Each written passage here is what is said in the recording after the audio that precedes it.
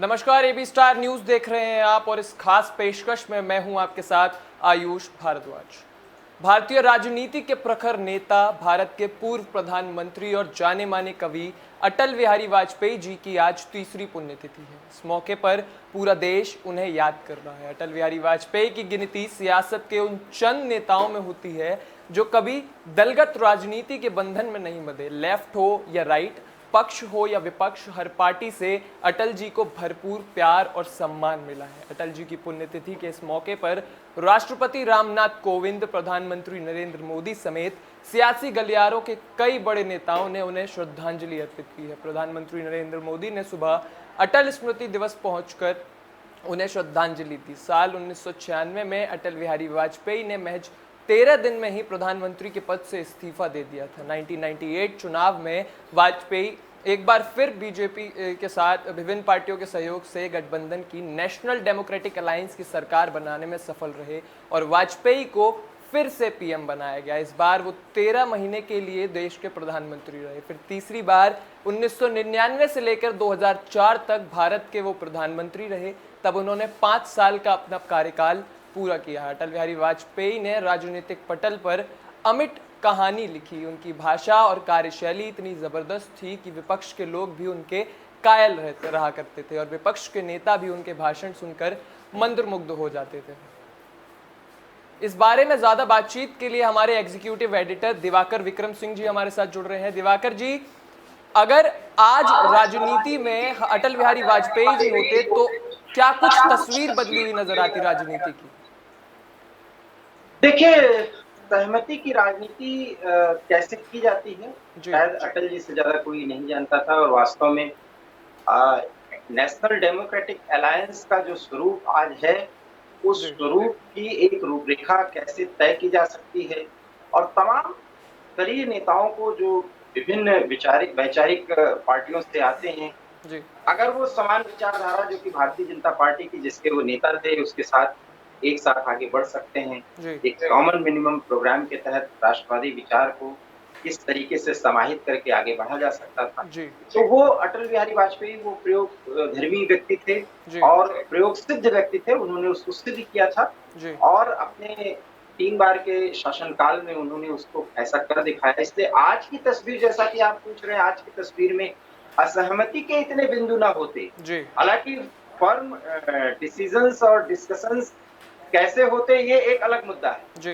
लेकिन असहमति में सहमति के एक रास्ते कुछ और बन जाते जी अगर अटल बिहारी वाजपेयी की तरह कुछ काम किए जाए तो। जी दिवाकर जी, आपने उनका इंटरव्यू प्रधानमंत्री के तौर पर, जब वो प्रधानमंत्री थे तो इनका एक इंटरव्यू लिया था, तो आप पर्सनली उनको ज्यादा अच्छे से जानते हैं, हमसे बेहतर अच्छे तरीके से जानते हैं। तो किस तरह के व्यक्तित्व के थे वाजपेयी जी?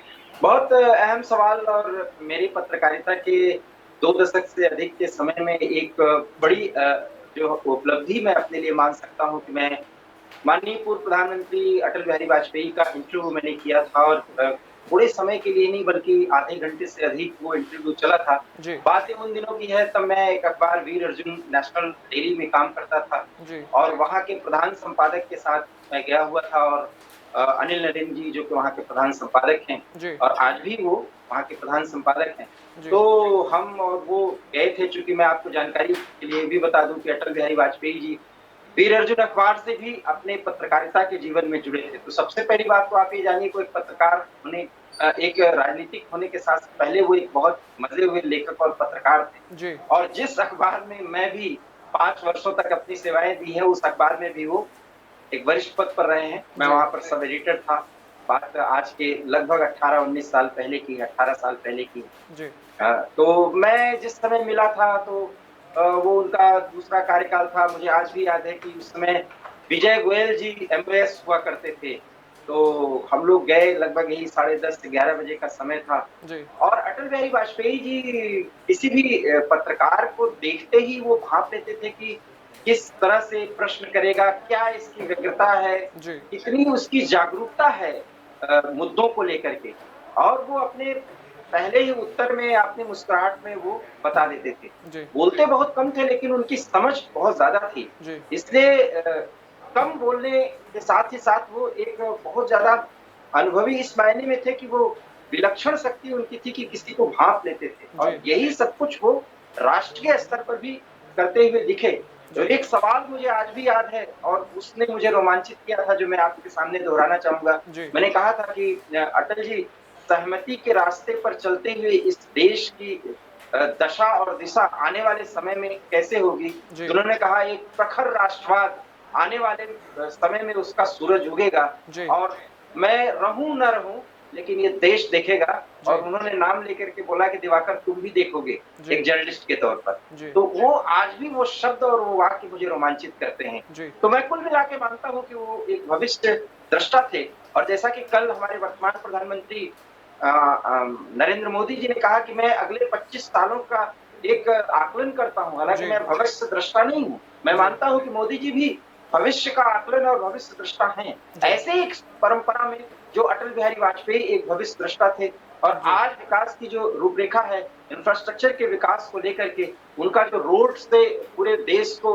रोड का जाल बिछाने का एक सपना था, जी। जो कि 60 और 70 के दशक में होने थे आयुष, जी। वो सब कुछ शुरू किया पूर्व प्रधानमंत्री अटल बिहारी वाजपेयी जी ने। जी। और जिस तरीके से भारतमाला प्रोजेक्ट की बात किया जाए, सड़कों पूरे देश को चारों कोनों को एक साथ सड़क लिंक से जोड़ने की बात की जाए, जी। ये सारे प्रोजेक्ट जो हैं वो अटल बिहारी वाजपेयी के समय से शुरू किए गए थे। जी, बिल्कुल। यही नहीं, नदियों के ग्रिड सिस्टम को भी मजबूत करने का उन्होंने एक बीड़ा उठाया था। जी। उस पर अभी बहुत कुछ काम होना है, जी। लेकिन उसकी भी शुरुआत अटल बिहारी वाजपेयी ने की थी। जी। तो लगभग 20-22 साल पहले जिस तरीके का स्वप्न वर्तमान भारत के श्रेष्ठ भारत का उन्होंने देखा था, जी। उसी विजन को वर्तमान प्रधानमंत्री मोदी साकार करते हुए इस उससे एक कदम आगे निकलने का अथक प्रयास कर रहे हैं। जी। मैं मानता हूँ कि एक विरासत जो उन्होंने इस देश को दी, जी। वही विरासत उसको आगे बढ़ाया जा रहा है जी। वर्तमान प्रधानमंत्री मोदी के द्वारा। जी। इसलिए हम यादों में अटल रहेंगे और न सिर्फ यादों में रहेंगे, बल्कि वो मार्ग प्रशस्त करने वाले के रूप में, मार्ग प्रणेता के रूप में हमारे सामने खड़े रहेंगे, जी। क्योंकि उन्होंने इस लोकतांत्रिक व्यवस्था में असहमति में सहमति का रास्ता चुन करके जी। लोकतांत्रिक तरीके से और बहुत कुछ शुचिता के साथ जी। सरकार को चलाने का एक अनुभव लोगों के साथ शेयर किया, जी। उसकी एक प्रणाली विकसित करने की कोशिश की। जी। ये मैं जान पाया एक पत्रकार के रूप में जब मैं उनके साथ आधे घंटे जी। रूबरू हुआ था।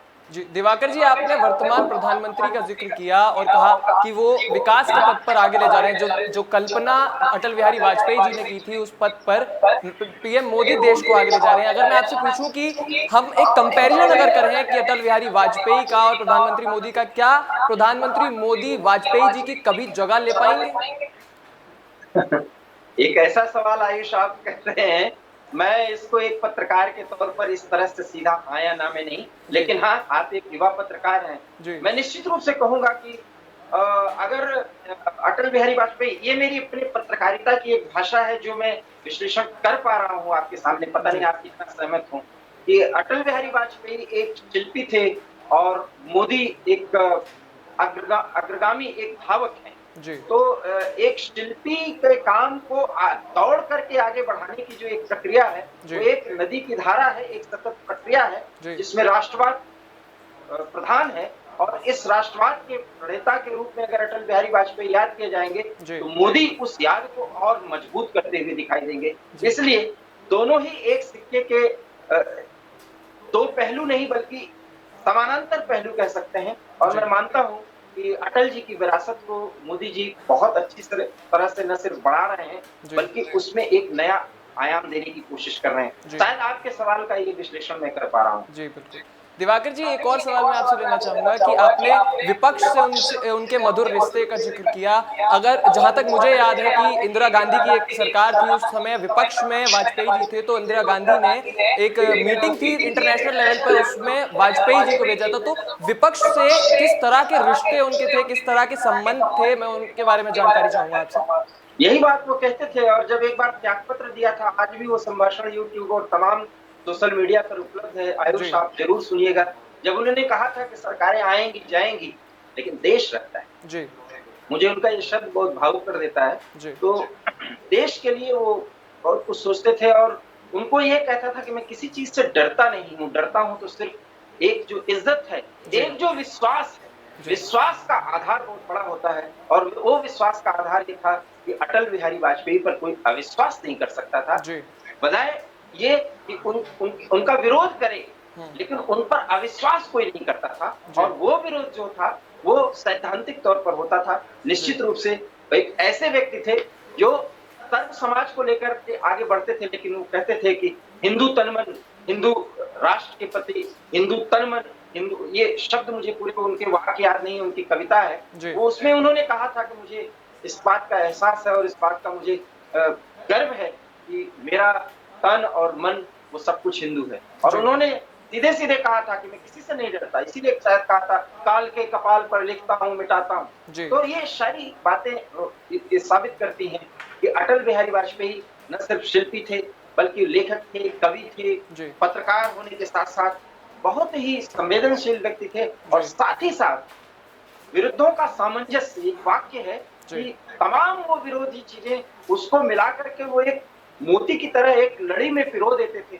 जी। और उस लड़ी में एक ही बात दिखती थी, उसकी एक ही झलक दिखती थी, ये देश है, ये देश रहना चाहिए, देश से बड़ा कुछ नहीं है। जी। और इसलिए राष्ट्र के प्रति उन्होंने अपना पूरा जीवन जी। समर्पित कर दिया था, जी। जिसमें शुचिता का एक बड़ा महत्व है। जी। आपने वाजपेयी जी को शिल्पी कहा, हम जानते हैं कि वो एक बहुत अच्छे कवि थे, तो क्या कोई कविता या कुछ पंक्तियां उनकी अगर आपको याद हो तो मैं चाहूंगा कि आप वो हमारे सामने जाहिर करें। मुझे कविताएँ तो ढेर सारी, लेकिन यार पूरी याद नहीं है जी। आयुष, लेकिन उनकी कविताएँ रोमांचित कर देती हैं। एक तो यही था कि काल के कपाल पर लिखता हूँ, मिटाता हूँ, जी। हार नहीं मानूँगा, रार नहीं ठानूँगा। जी। कुछ इस तरह से वो लाइनें हैं। और एक है हिंदू तन मन हिंदू, ये शब्द मैं बार-बार आपके सामने दोहरा रहा हूँ, बहुत अच्छी कविताएँ हैं। जी। लगभग 15-20 ऐसी कविताओं का उनका संकलन है और कविताएँ उन्होंने लिखी हैं, जी। जो पूरे राष्ट्र को झकझोर देती हैं, जी। रोमांचित कर देती हैं और बहुत कुछ राष्ट्र के प्रति समर्पण के लिए प्रेरित करती हैं। जी। इसलिए मैंने उनको शिल्पी कहा कि वो अपनी बात से, अपनी वाणी से, अपने ओजस्वी संभाषण से न जी। सिर्फ अपने पक्ष में रहने वालों को आकर्षित करते थे, प्रभावित करते थे, जी। बल्कि आप कह सकते हैं कि हालाँकि ये शब्द बड़ा अजीब लगेगा, वो हिप्नोटाइज़ हो जाता था व्यक्ति अटल जी के संभाषण को जब वो रंग में होकर के बोलते थे, तो उसको सुनने के बाद। जी। तो मेरा अपना मानना है कि जो वो कहते थे, वो करना जानते थे और उनके पास एक ऐसी टीम थी, जो वो काम करा लेते थे। जी। और जितने भी विज़न्स उन्होंने देखे थे, खास करके इस राष्ट्र निर्माण के संदर्भ में, जी। आधुनिक भारत के संदर्भ में, जी। वो विज़न अब साकार किए जा रहे हैं और उसी के संदर्भ में बातें की जा रही हैं। और शायद आयुष यही प्रधानमंत्री मोदी इस बार के संभाषण में लाल जी। किले से कह सके कि जो कुछ भी आज किया जा रहा है आने वाले 25 सालों में, जो भी उस समय प्रधानमंत्री होगा, वो इन्हीं संकल्पों को सिद्ध करता हुआ दिखाई देगा और जी। उसी पर बात होगी, इसी पर सवाल होंगे। जी। तो निश्चित रूप से हमारे कुछ ऐसे प्रधानमंत्री हुए हैं, जो भविष्य दृष्टा थे, भविष्य के लिए एक विज़न रखते थे भारत के विकास जी। के संदर्भ में और वो अटल बिहारी वाजपेयी के पास वो जी। विज़न था। दिवाकर जी, आपने सर्व समाज का जिक्र किया कि वाजपेयी जी जो है सर्व समाज के बारे में सोचते थे, पूरे समाज के विकास के बारे में सोचते थे।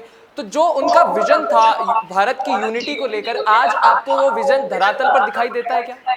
उस धरातल पर वो है, लेकिन हाँ, कभी-कभी असहमति के बादल इतने उमड़ते हुए दिखाई देते हैं जी। कि उसमें कुछ आशंका पैदा हो जाती है। जैसे आप सवाल कर रहे हैं, आप एक युवा पत्रकार हैं, जी। आपके सवाल का मर्म और मतलब मैं समझ रहा हूँ, लेकिन जी। आप यकीन मानिए, असहमति के इतने घुमड़ते हुए बादलों के बीच में भी सहमति के रास्ते मिलते हैं जी। और ये एक कल्चर है राष्ट्रवादी नेताओं का, जो इस तरह की बात करते हैं। हालाँकि जी। विरोध के लिए बहुत कुछ कहा जा सकता है, जी। लेकिन असहमति में सहमति का रास्ता ढूँढा जाए, क्योंकि जी। हमारे राष्ट्रवाद की एक पहली पहचान और अंतिम पहचान जी। यही है और यही श्रेष्ठ भारत तभी बनेगा जब हम असहमति में, अर्थात नीचे से ऊपर तक सबकी असहमति को सहमति में बदलने का जी। सकारात्मक रूप से उसको एक साथ लाने का प्रयास करें। जी। और वो प्रयास अटल बिहारी वाजपेयी करते थे, जी। जो आज भी किया जा रहा है, हालाँकि उसमें कई समस्याएँ आ रही हैं। जी। मध्य प्रदेश के एक छोटे से शहर से वाजपेयी जी निकल के आए और ग्लोबली इतनी पहचान मिली, इतनी बड़ी उनकी जो छवि बनी, उसको लेकर क्या कुछ कहेंगे आप? मुझे ऐसा लगता है कि अटल बिहारी वाजपेयी संघ के एक कार्यकर्ता से लेकर के और सीधे-सीधे प्रधानमंत्री के स्तर पर पहुँचे विपक्ष के नेता बहुत समय तक रहे।